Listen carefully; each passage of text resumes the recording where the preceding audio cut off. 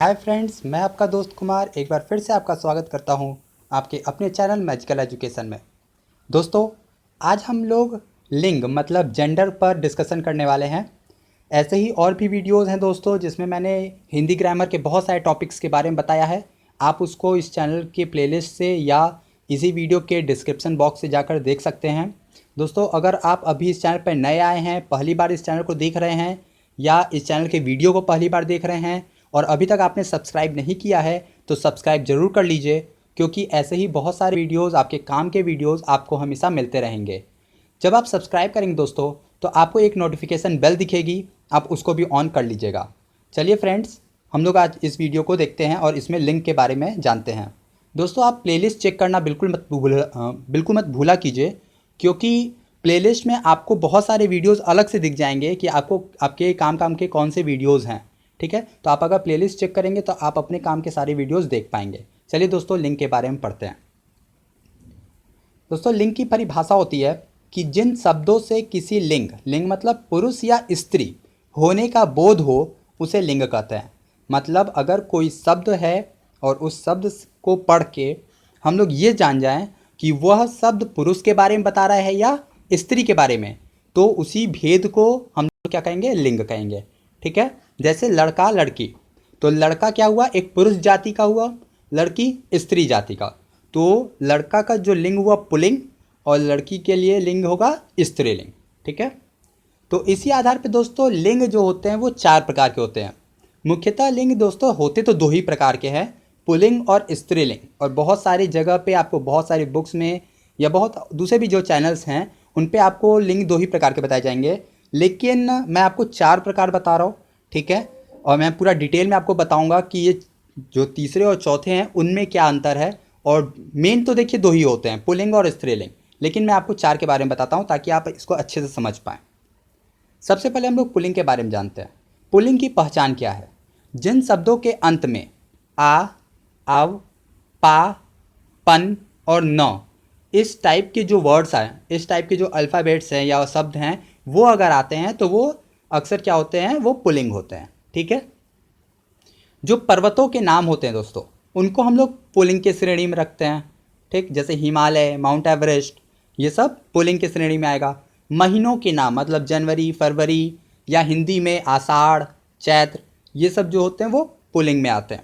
दिनों के नाम जैसे शनिवार, रविवार, संडे, मंडे, तो हिंदी हो या इंग्लिश, वो किस में आएंगे, पुल्लिंग में आएंगे।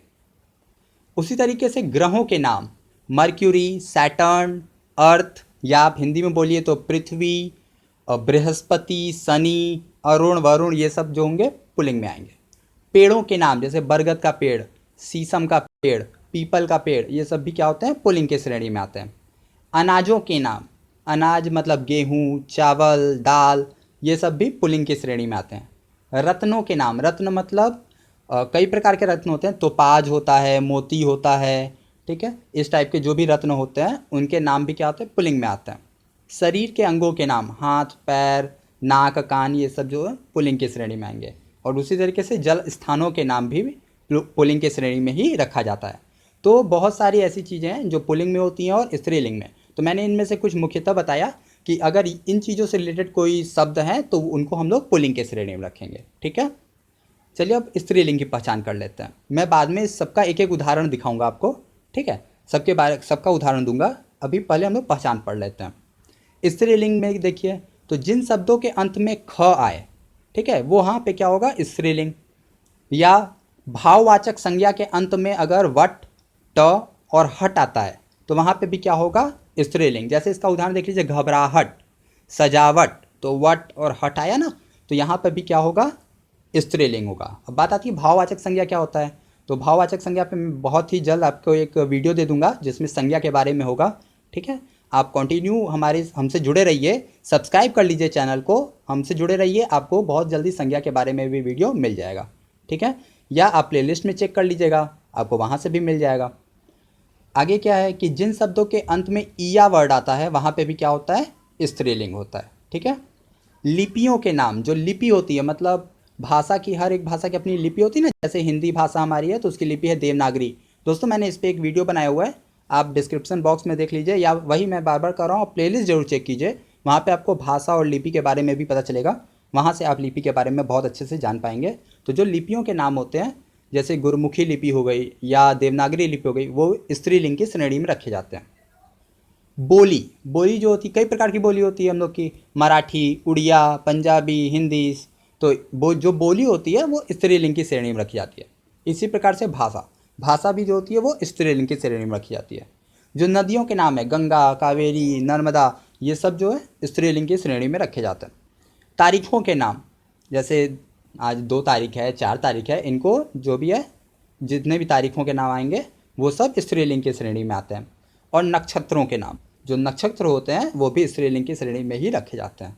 तो ये कुछ मुख्य उदाहरण थे, मतलब मुख्य टॉपिक्स थे कि इन इन चीज़ों को हम लोग स्त्रीलिंग के कैटेगरी में, स्त्रीलिंग के श्रेणी में रखते हैं। ठीक है, अब दोस्तों कुछ एक्स्ट्रा बात बता देता हूँ मैं आपको पुल्लिंग और स्त्रीलिंग के बारे में, कि देखिए कुछ शब्द ऐसे भी होते हैं दोस्तों जिसका स्त्रीलिंग या पुल्लिंग अलग अलग नहीं होता, तो उन शब्दों के लिए हम लोग नर और मादा ये 2 शब्द यूज़ करते हैं। जैसे मच्छर, मच्छर को अगर आप मेल मान लें, ठीक है, तो कोई फीमेल वर्ड नहीं है, ठीक है ना। अगर पुल्लिंग मान लें तो कोई स्त्रीलिंग शब्द नहीं है, ठीक है। तो मच्छर को कैसे हम लोग अलग अलग बोलेंगे, तो उसके लिए हम लोग नर मच्छर और मादा मच्छर, ठीक है, इस तरीके से हम लोग अलग अलग उसको बोलते हैं। नर मच्छर आ जाएगा पुल्लिंग की श्रेणी में, मादा मच्छर आ जाएगा स्त्रीलिंग की श्रेणी।